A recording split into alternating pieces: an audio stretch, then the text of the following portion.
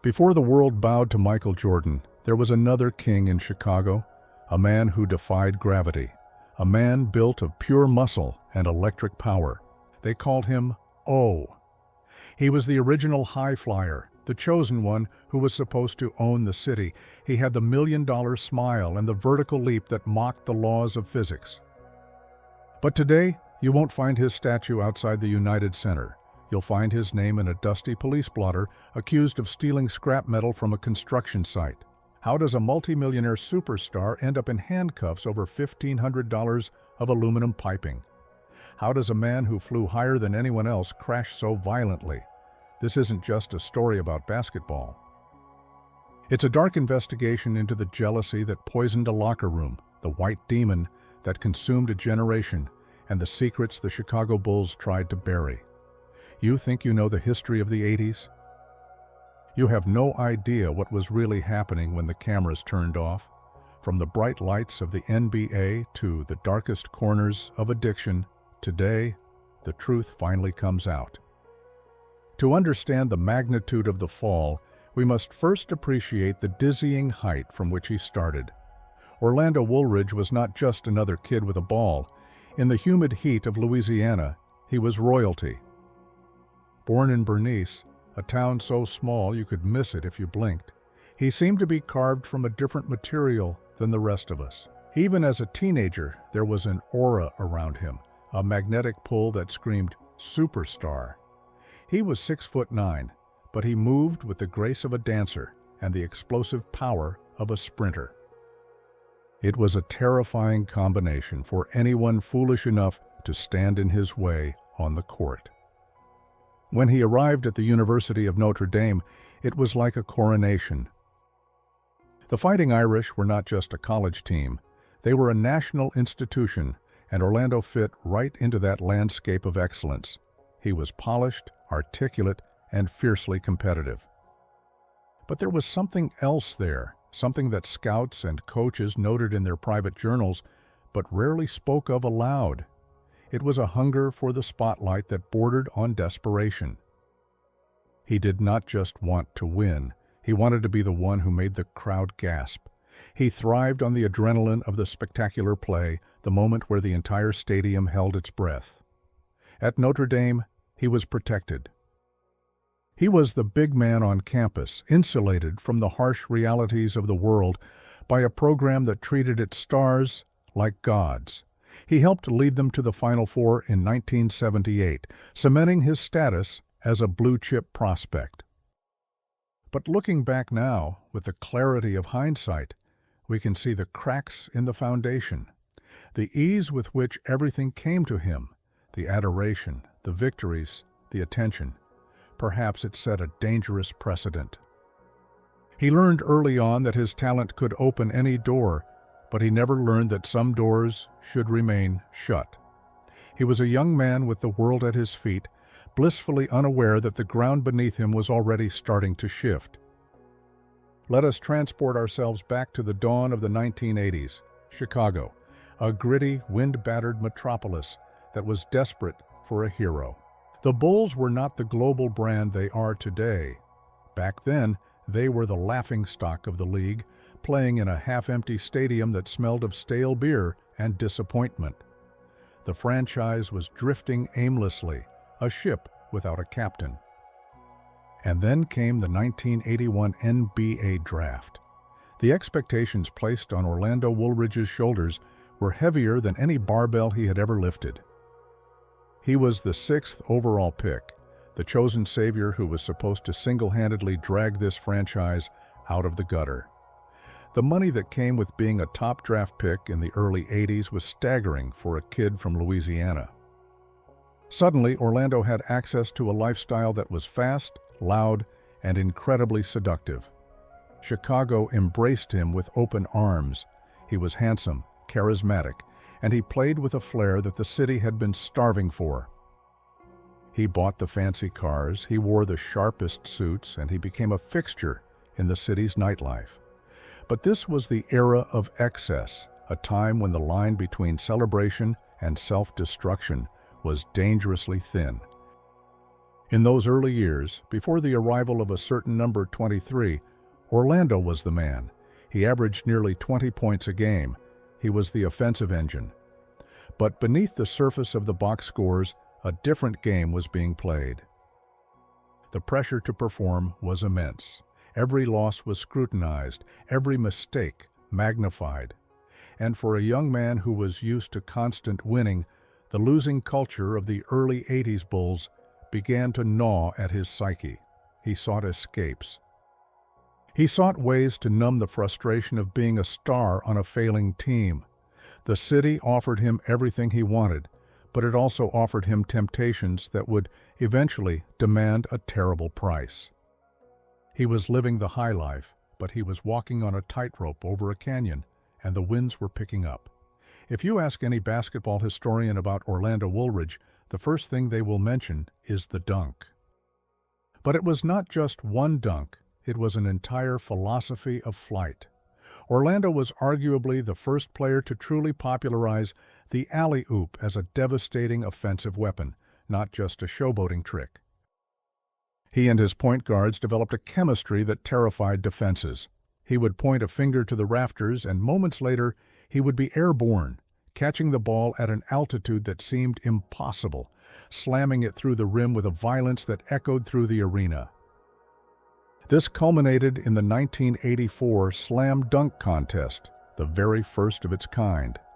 He stood on that court alongside legends like Julius Erving and Dominique Wilkins. While he did not take home the trophy, he etched his name into history with jams that combined raw power with artistic elegance.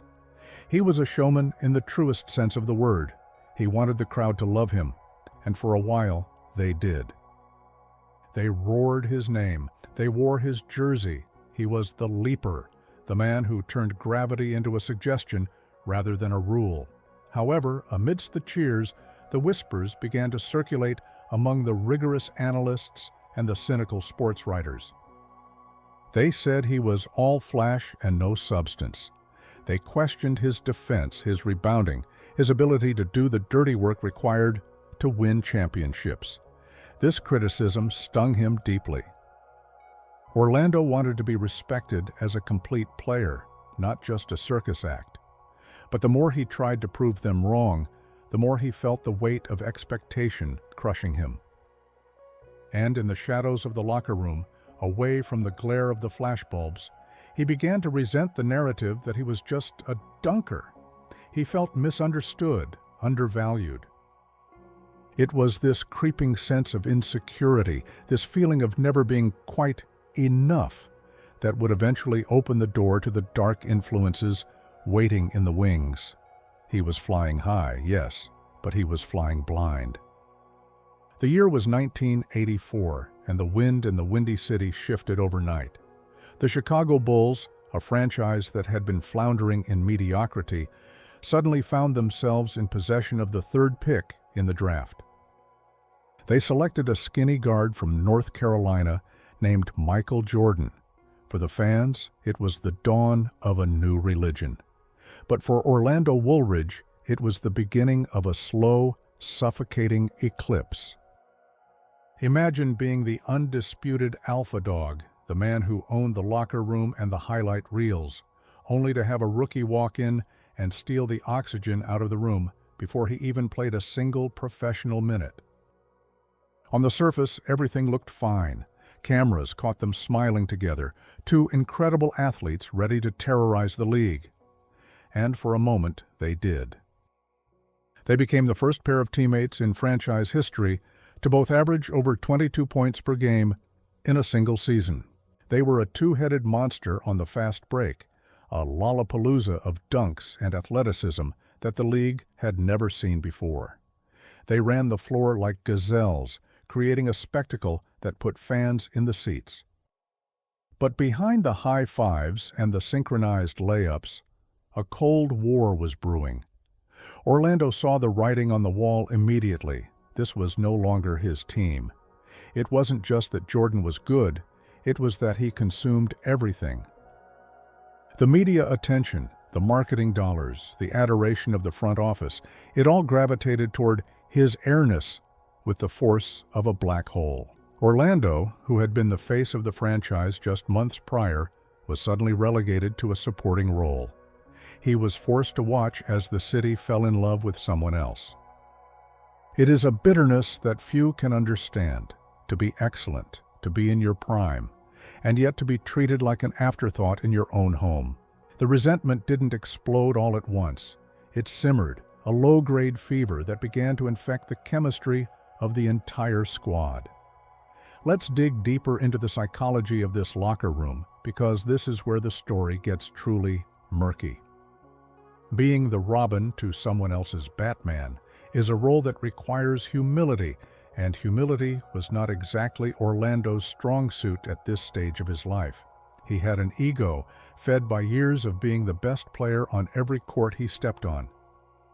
Now, he was being asked to defer to a rookie who was arguably more arrogant than anyone in the sport. There were whispers, dark, persistent rumors, that the veteran players, led by Orlando, were not exactly welcoming. Tales circulated about freeze-outs during practice, where the ball would mysteriously stop moving whenever Jordan was open. The dynamic was poisonous. Michael was a ruthless competitor who demanded perfection, screaming at teammates who couldn't keep up. Orlando was different. He played with a looser, more joyful style that clashed violently with Jordan's military-like intensity. To Michael, Orlando's occasional lapses in defense or focus were unforgivable sins. To Orlando, Michael was a tyrant who had hijacked the team's identity. You could see the tension in the body language during timeouts, the rolled eyes, the distance on the bench. They were teammates in name only. And then there was the issue of the shining star. As Jordan's fame exploded globally, Orlando began to feel invisible. He was putting up all-star numbers, scoring with an efficiency that was elite, yet the headlines were always about number 23. It gnawed at him. It created a deep-seated insecurity that no amount of money could soothe. He began to feel that the organization was actively rooting against him, or at least that they viewed him as expendable collateral damage in the rise of their new emperor. This feeling of isolation is crucial to understanding what happened next. When a man feels undervalued at work and overshadowed in public, he often seeks validation in the darkest of places. Then fate dealt a hand that should have been Orlando's salvation, but turned into his undoing. 3 games into the 1985 season, Michael Jordan broke a bone in his foot. The seemingly invincible golden child was out. For the first time in over a year, the stage belonged entirely to Orlando Woolridge again. This was his moment. This was his chance to prove to the world, to the front office, and to himself, that he was a franchise player who didn't need a sidekick. He took the reins of the offense and unleashed a scoring barrage that was statistically magnificent. He played the best basketball of his life, numbers-wise. He was dropping 30 points, 40 points, carrying the offensive load with a Herculean effort. But there was a problem. The Bulls were losing. Without Jordan's defensive intensity and leadership, the team crumbled. The critics, those sharp-tongued writers who had always doubted him, sharpened their knives. They called him a looter in a riot, someone who puts up empty stats while the building burns down. They said he couldn't lead, that he was selfish, that his points didn't translate to wins. Imagine the psychological toll. You are doing everything you can, pouring your sweat onto the court, playing through pain, and the world tells you it isn't enough. The pressure was crushing. It was during this lonely, frustrating season that the white demon likely began to whisper louder than ever. The nightlife became a refuge from the losses. The parties became the only place where he felt like a winner. He was trying to numb the pain of professional failure and the stinging realization that even without Jordan, he couldn't save the team. He was rich, he was famous, and he was profoundly unhappy. The trap was set, and he was walking right into it. To truly understand what happened to Orlando, we have to talk about the elephant in the room, or rather, the blizzard that was sweeping through the entire league. The 1980s were a different time.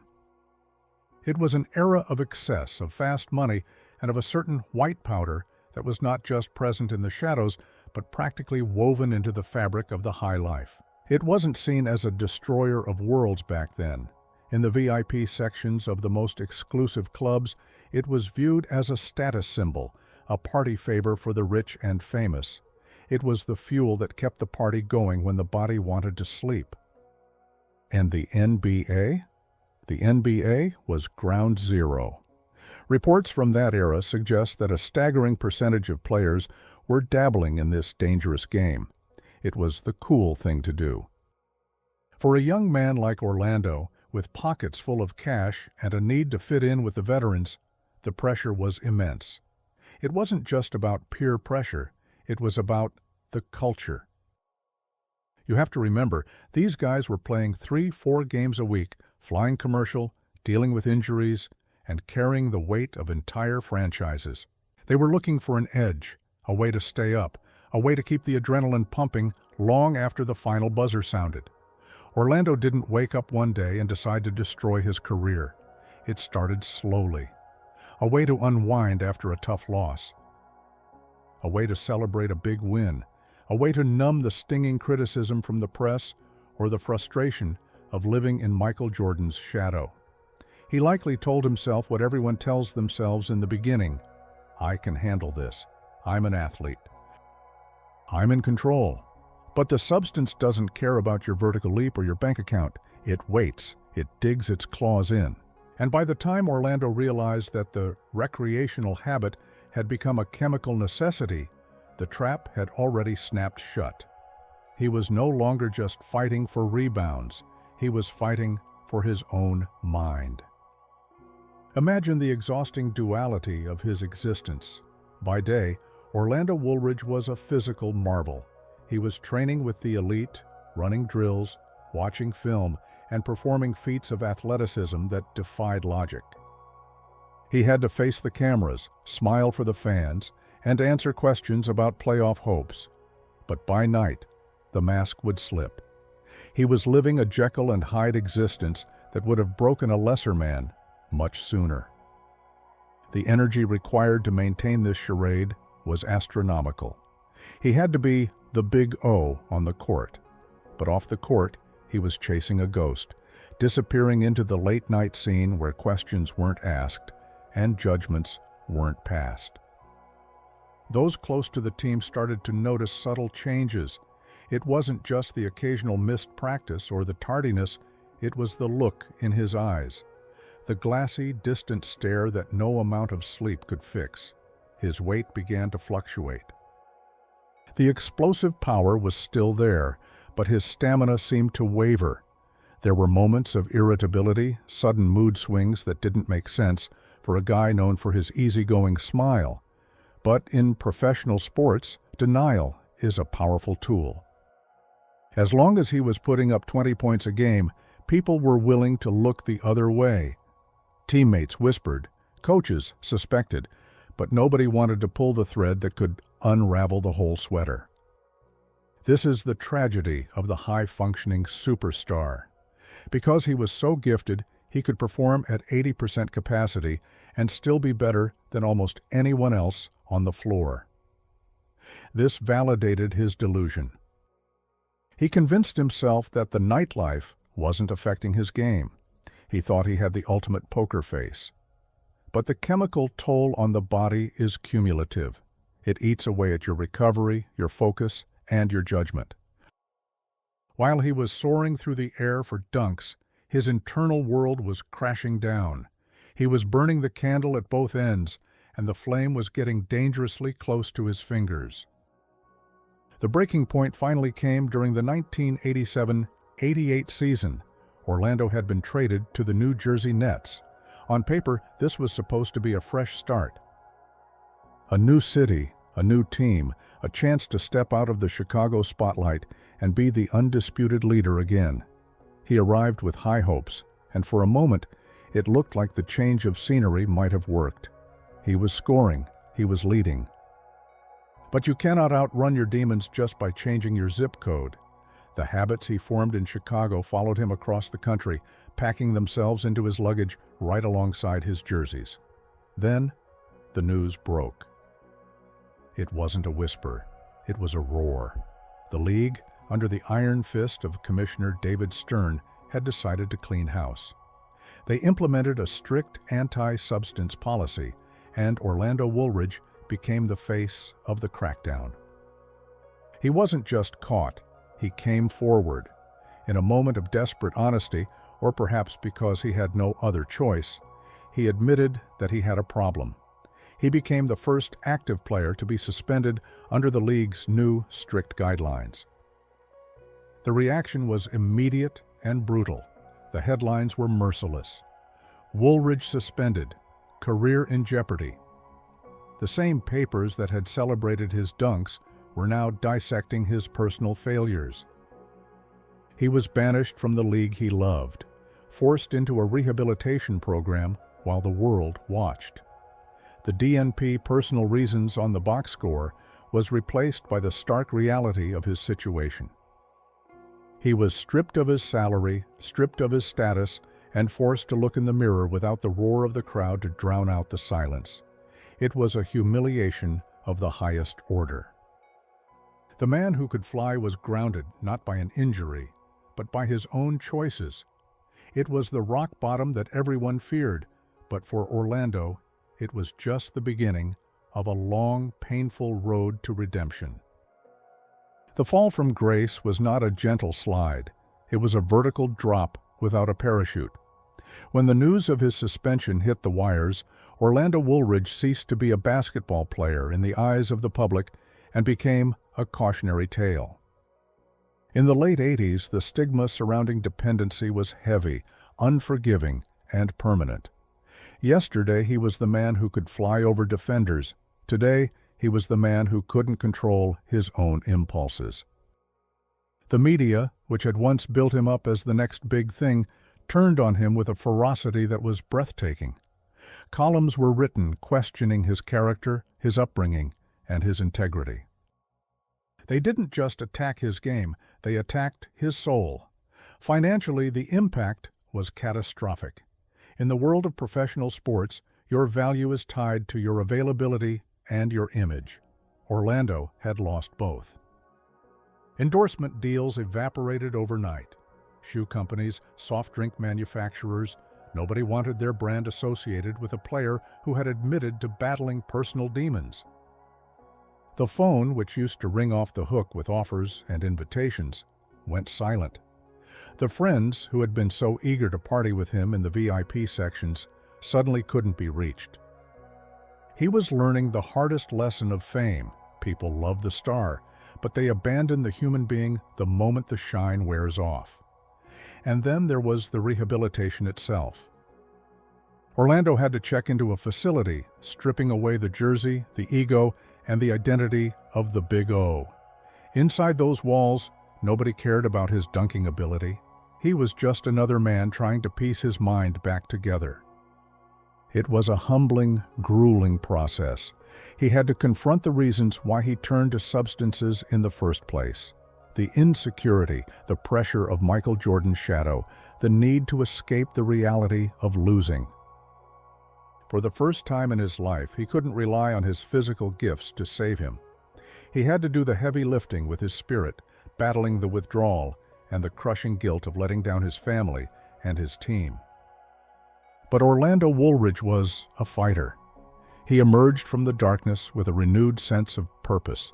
The New Jersey Nets, desperate for talent and perhaps seeing a bargain in a distressed asset, welcomed him back. And what followed was nothing short of miraculous on the court. In the 1989-90 season, Orlando played like a man possessed. It was as if he was trying to erase the shame of the suspension with every basket he scored. He didn't just return to form, he exceeded it. He averaged a career-high 25.1 points per game. Let that sink in. After being left for dead by the pundits, he came back and was one of the top scorers in the entire league. He was unstoppable. He ran the floor with a fury we hadn't seen since his early days in Chicago. He attacked the rim as if the rim had personally insulted him. But there was a bitter aftertaste to this success. The Nets were a struggling team, dwelling in the basement of the standings. Critics, unwilling to give him full credit, labeled his performance as empty stats. They said it was easy to score 25 points on a bad team when you took all the shots. The narrative had shifted from "he's a drug addict" to "he's a selfish gunner." No matter what he did, the stain of his past lingered.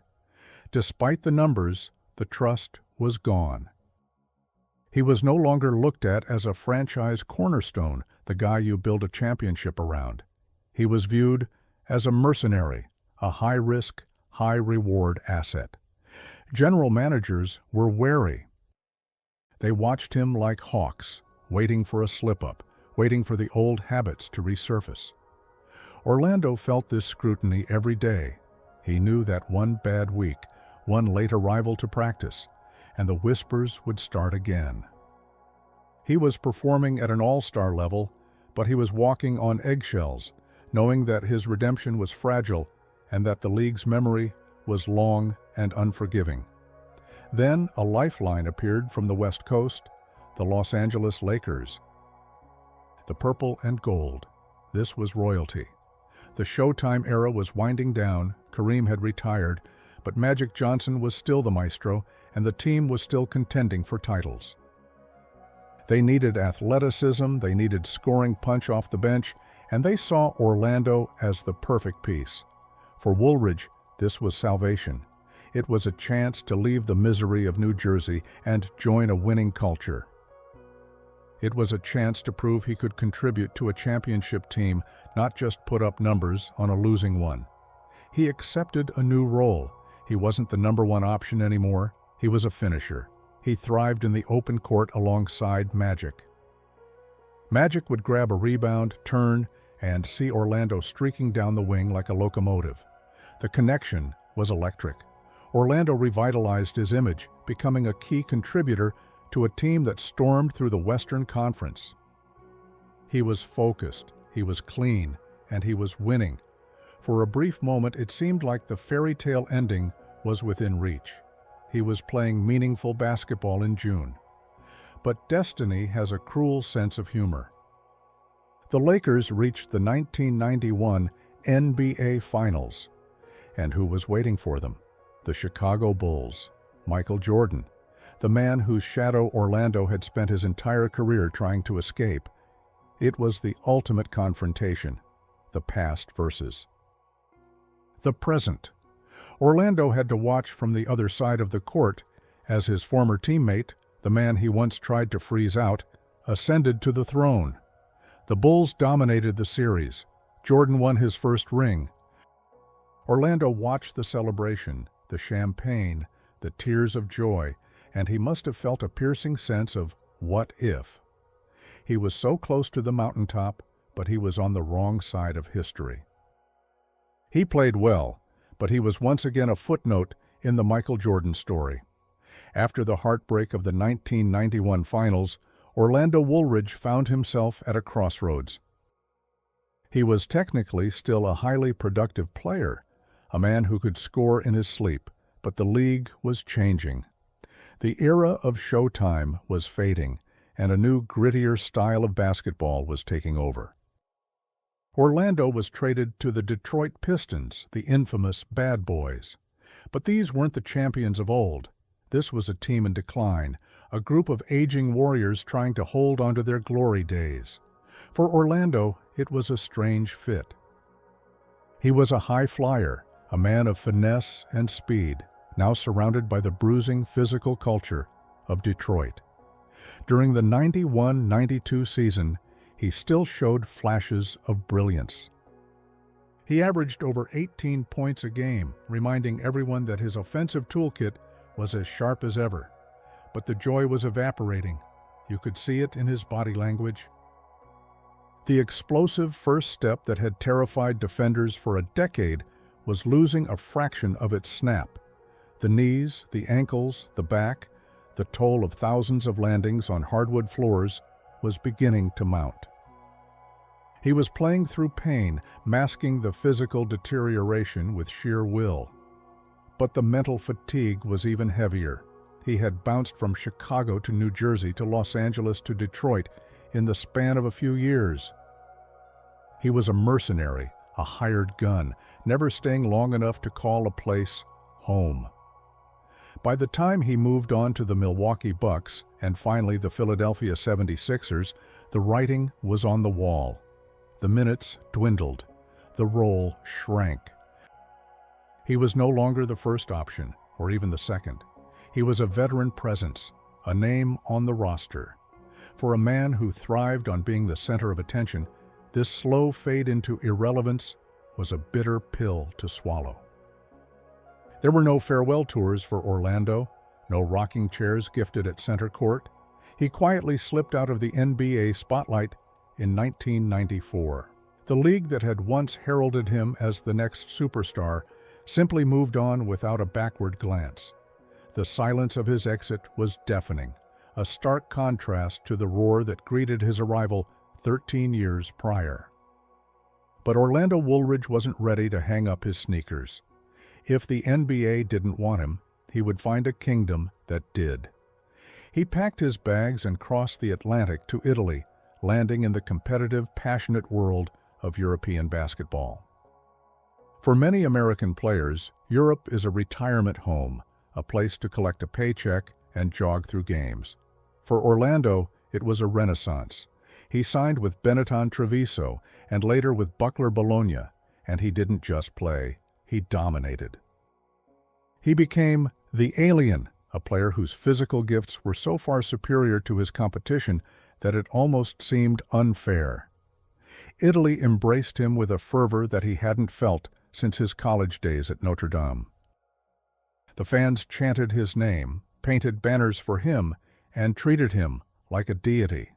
In Europe, he wasn't the guy who disappointed in Chicago or the guy with the suspension. He was simply a basketball god. He led the league in scoring. He won the Italian Cup. He captured the European Cup. He was winning trophies, lifting hardware, and smiling that million-dollar smile again. It was a period of healing. The pressure of the American media was gone. The scrutiny of his personal life vanished. He was free to just play. This chapter of his life is often overlooked, but it is crucial. It shows us that Orlando loved the game purely. He played until he was nearly 40 years old, grinding out seasons in Italy because he needed that adrenaline, that connection with the crowd. It was a beautiful Indian summer for his career. But we must ask the difficult question. Was he running toward the love of the game, or was he running away from the reality that awaited him back in the States? In Italy, he was a king.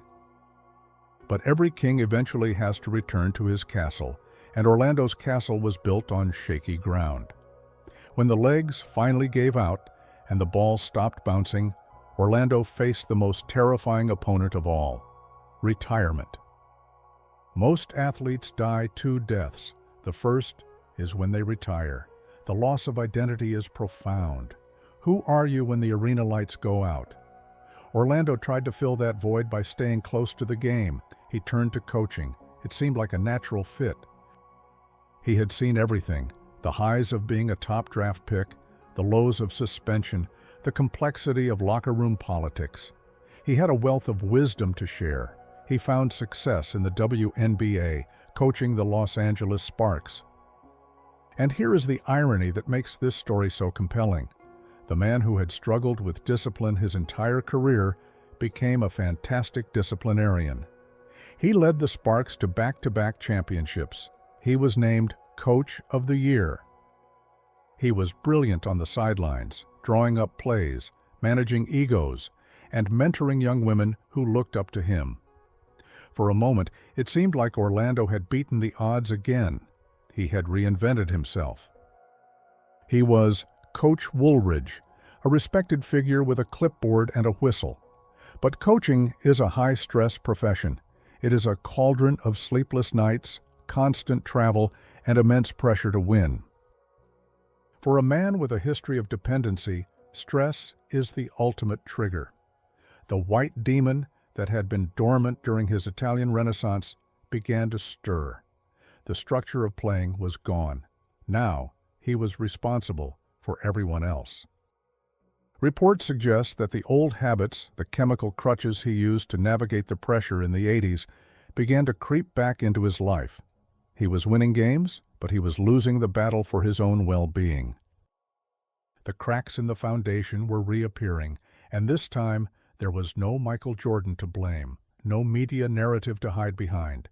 It was just Orlando, alone with his choices. By the late 2000s, the man who had once defied gravity began to feel the heavy hand of mortality pulling him back down to earth. But it wasn't his knees or his back, the usual suspects for a retired basketball gladiator, that betrayed him. It was his heart, the engine that had powered those explosive leaps, the muscle that had pumped adrenaline through his veins during the most high-pressure moments in sports history, was failing. Doctors diagnosed him with a chronic heart condition. It was a cruel irony. Here was a man whose physical identity was built on boundless energy, on being the most athletic person in any room, and now his own body was turning against him from the inside out. We have to ask the uncomfortable question that the mainstream media often skirted around. Was this purely genetics, or was it the bill coming due for the lifestyle of the 80s? The medical community knows that the substances which fueled the fast life of that era can leave scars that don't show up until decades later. The heart remembers. Every night of excess, every time the chemical balance was pushed to the limit, it weakened the foundation. Orlando, ever the proud warrior, kept this battle largely private. He didn't want pity. He didn't want to be the sick former star trotted out for sympathy segments on the evening news. He suffered in silence, masking the fatigue, the shortness of breath, and the fear that must have gripped him when the lights went out at night. This period of his life was marked by a quiet desperation. He was still trying to work, still trying to coach, but the vitality was draining away. Imagine the psychological torture of knowing your time is running out while the world still remembers you as the young, invincible Big O. He was living in the shadow of his own highlight reels. While fans on YouTube were watching clips of him dunking over centers, the real Orlando was struggling to walk up a flight of stairs without winding himself. It was a secret war, fought not in arenas, but in doctors' offices and lonely waiting rooms. And then, in February of 2012, the story took a turn so bizarre, so tragic, that it felt like a dark fabrication, but the mugshot was real. The headlines screamed it across the country: former NBA star Orlando Woolridge arrested. But it wasn't for a white-collar crime. It wasn't for a DUI in a luxury car. He was arrested for the theft of aluminum tubing from a drilling site in rural Louisiana. The value of the stolen metal? Approximately $1,500. Let that sink in for a moment. This was a man who had earned over $11 million in NBA salary alone, not counting endorsements or his European contracts. He had played for the Lakers, the Bulls, the Pistons. He had been a king in Italy. And here he was, in the twilight of his life, allegedly scrapping metal like a common thief to make a quick buck. The public was stunned. How does a multimillionaire end up here? Was he broke? Had the demons of his past returned with such vengeance that they stripped him of every cent and every ounce of judgment? Or was this a cry for help from a mind that was unraveling under the pressure of illness and irrelevance? The police report painted a grim picture. He wasn't the slick, polished superstar anymore. He was just a 52-year-old man in a desperate situation. The aluminum tubing, it's such a mundane, gritty detail. It stripped away the last remnants of the glamour associated with his name. It forced us to look at the ugly reality of what happens when the cheering stops. and the support system evaporates. This wasn't a scandal in the Hollywood sense. It was a tragedy of Shakespearean proportions. It signaled that Orlando wasn't just sick physically, he was lost. He had fallen through the cracks of society, and nobody, not the NBA, not his former teammates, not the fans, had been there to catch him.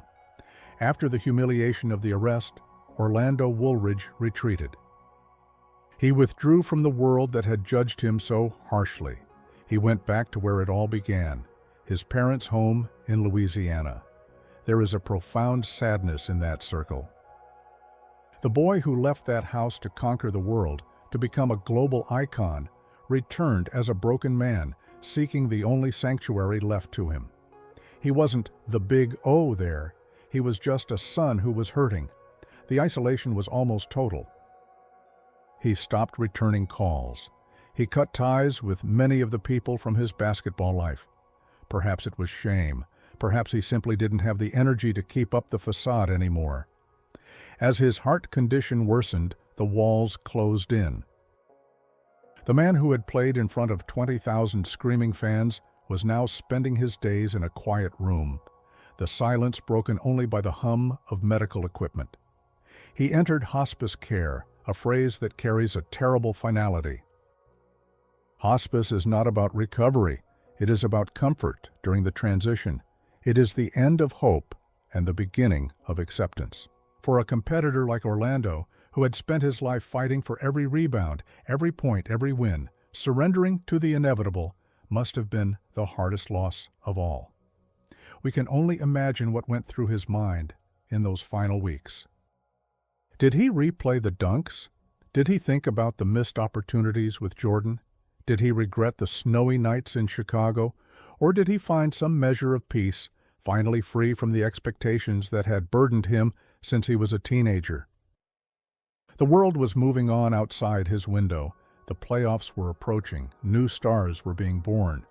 But Orlando's clock was winding down. He was dying as he had lived in those last years, misunderstood, isolated, and far, far away from the spotlight that had once been his entire world. On the night of May 31st, 2012, the heart of Orlando Woolridge finally stopped beating. He was at his parents' home in Mansfield, Louisiana, the very soil from which he had sprung. He was only 52 years old. In a world where medical science can keep us going well into our 80s, 52 is not an age to leave. It is an interruption. The news rippled through the sports world slowly at first, then with the force of a tidal wave. Former Bulls star passes away. The headlines were respectful, somber, stripping away the sensationalism of his recent arrest and focusing, for a brief moment, on the tragedy of a life cut short. But let us be honest about the reaction. The outpouring of grief from the NBA community was swift. But was it sincere? Former teammates, owners, and rivals issued statements praising his talent, his smile, his good soul. Jerry Reinsdorf, the owner of the Bulls, spoke of his kindness. But where were these voices when he was struggling? Where were the helping hands when he was scrapping metal in the backwoods of Louisiana? It is the classic tragedy of the fallen star. Everyone loves you when you are gone, but few are willing to stand by you when you are lost in the wilderness. The tributes flowed, but they felt hollow against the backdrop of his lonely final years. He left behind two sons, Ronaldo and Royce, both basketball players, both carrying the heavy burden of a famous last name. He left behind a legacy of almosts, and he left behind a silence that was deafening. The man who had once brought 20,000 people to their feet with a single leap was gone, his vibrant energy extinguished by a heart condition that was likely exacerbated by the very lifestyle that defined his era. It wasn't just a medical failure, it was a systemic failure. The machine of professional sports chewed him up, squeezed every drop of entertainment out of him, and then, when he was broken, left him to find his own way home. So, what is the legacy of Orlando Woolridge today? If you type his name into YouTube, You will see grainy footage of a physical specimen who looks like he belongs in the modern game. You will see him catching alley-oops from Magic Johnson, dunking over centers with a ferocity that makes you wince. He was, in many ways, the prototype for the modern athletic forward, a player like Zion Williamson or Blake Griffin decades before they were born.